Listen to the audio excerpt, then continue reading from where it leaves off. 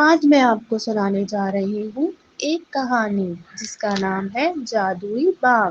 ایک دفعہ کا ذکر ہے کہ ایک چھوٹے سے گاؤں میں ایک لمبی دیوار کے پیچھے ایک خوبصورت باغ چھپا ہوا تھا۔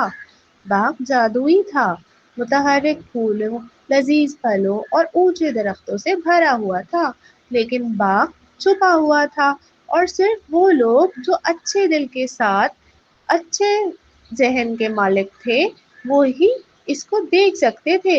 ایک دن دو دوستوں نے تیمی اور آئمہ نے گاؤں کی کھوج لگاتے ہوئے باغ کو ٹھوکر ماری۔ انہوں نے جادوئی باغ کے بارے میں کہانیاں سنی تھی، لیکن کبھی یہ نہیں سوچا تھا کہ باغ انہیں مل جائے گا۔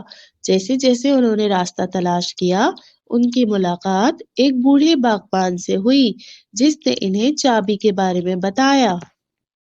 باغبان نے بتایا چابی ہمیشہ اچھے بچوں کو ملتی ہے۔ تیمی اور آئمہ نے گاؤں میں ضرورت مند لوگوں کی مدد کرنے کا فیصلہ کیا۔ انہوں نے ایک بوڑھی خاتون کو راشن دیا، تنہا بچوں کے ساتھ کھیلتے رہے اور گاؤں کے جانوروں کو کھانا کھلاتے رہے۔ جیسے جیسے انہوں نے دوسروں کی مدد کی، وہ اپنے ہاتھوں میں ایک چمکدار سی چیز کو محسوس کرنے لگے۔ یہ چمکدار چیز کیا تھی؟ یہ چمکدار چیز باغ کی چابی تھی۔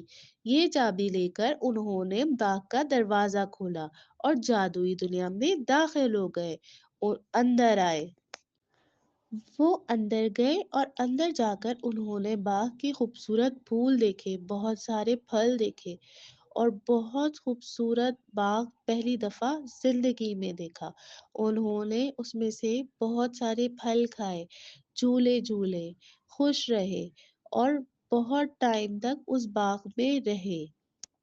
سو فرینڈز، ہمیں اس کہانی سے کیا سبق ملتا ہے؟